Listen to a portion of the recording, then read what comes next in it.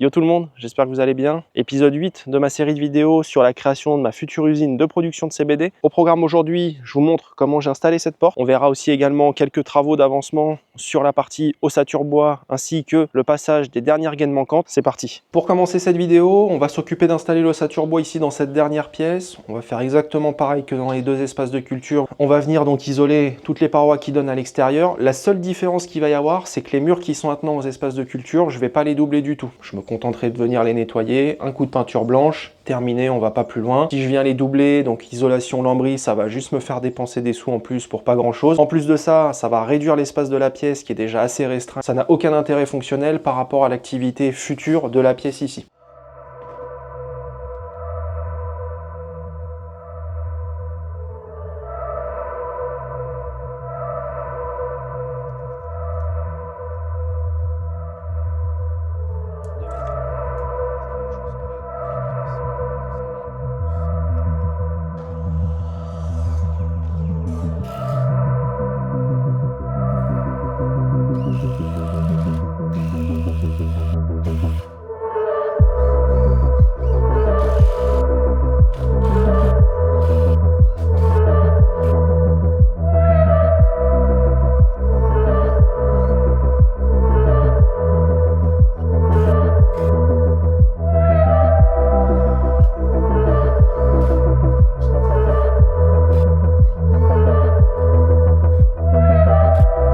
Bon, je fais une petite pause dans l'installation de l'ossature bois parce que je voulais faire une aparté sur ce mur et plus particulièrement ici sur l'ouverture. J'ai un gros problème avec cette ouverture, c'est qu'elle fait 1 mètre de large par 1,80 m de haut et quand on regarde un petit peu ce qu'on peut trouver dans le commerce en termes de porte, on se rend assez vite compte qu'on est sur une cote qui est pas du tout standard. Ce qui fait qu'au final, pour fermer ici mon bâtiment, je vais avoir réellement à ma disposition que 3 options. La première option qui s'offre à moi, faire une porte sur mesure. Donc j'appelle un menuisier ou quoi que ce soit, le mec qui me fait une porte sur mesure. Ça va me coûter 7 ou 800 balles minimum. Ça va prendre des semaines à arriver et au final, je vais être bloqué sur mon chantier. Donc honnêtement, c'est pas envisageable. La deuxième option, ce serait de venir toucher au bâti. Donc soit on vient plutôt taper dans la partie haute, à savoir ici le chaînage du bâtiment, chose qui clairement, je le dis direct, est inconcevable parce que le bâtiment il est là depuis trop longtemps. Il y a des fissures à droite à gauche qui ont commencé à apparaître depuis plusieurs années maintenant, je pense, ce qui prouve clairement qu'on a de la contrainte qui est présente ici sur la structure.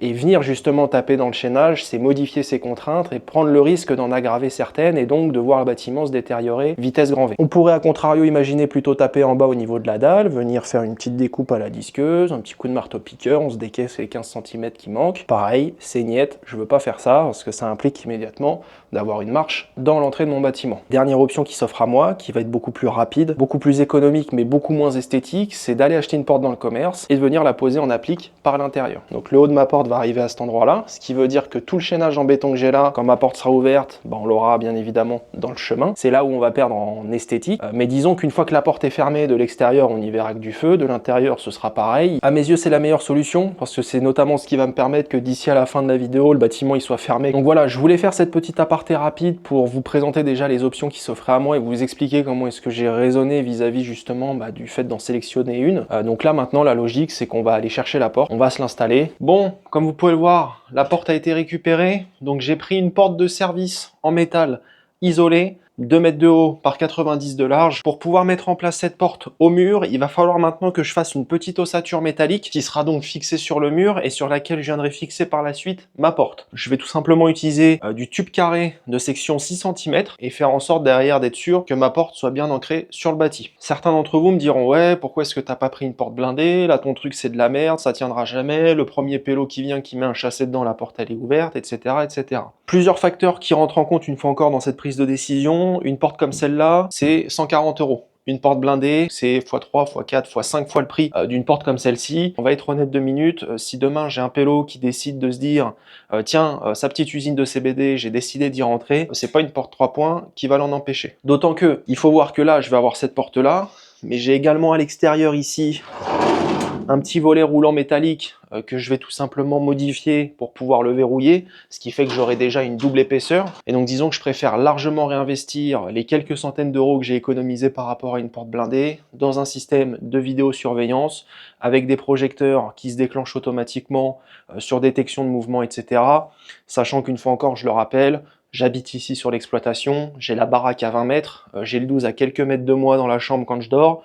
Donc si jamais en pleine nuit je me fais réveiller par mon système de vidéosurveillance, vous pouvez être sûr que le mec qui est en train d'essayer de rentrer va voir débarquer un mec à poil avec le fusil à la main. Ça risque de lui faire tout drôle. Donc c'est pour ça, pour le coup, une porte comme ça ira très bien. Dans la mesure où j'ai pas encore tout le matériel pour installer la porte, on va la laisser là pour le moment. J'ai oublié de passer quelques gaines ici et là dans le bâtiment, donc je vais m'en occuper tout de suite.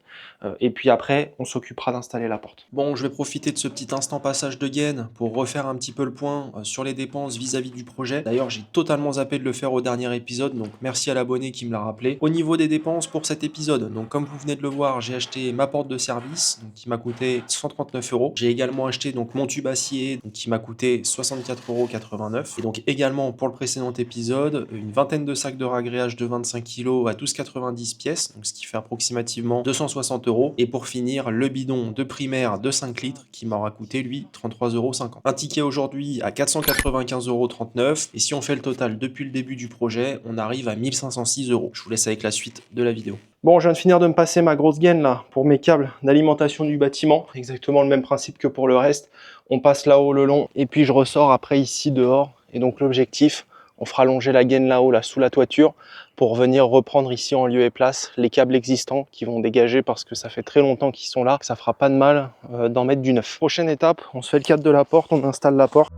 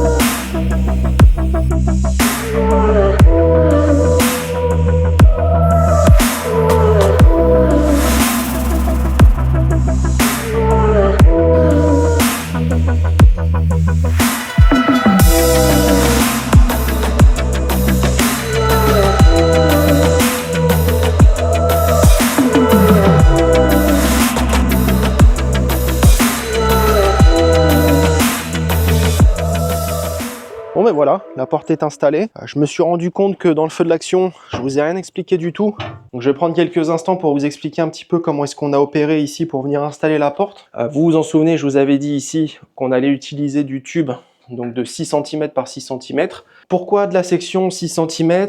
Pour la simple et bonne raison donc qu'il fallait qu'on vienne déjà embuter ici au niveau du cadre de la porte et qu'il fallait qu'on se garde bien évidemment assez de largeur pour pouvoir venir s'ancrer dans le mur solidement. Le cadre ici il fait 97 de large. Comme on peut voir de part et d'autre, je me retrouve avec approximativement un petit centimètre de mon armature métallique qui dépasse, donc ce qui est normal. Donc c'est pour ça qu'on a pris une section assez large. Au niveau de l'installation des tubes, on a fait un total donc de 4 trous par tube.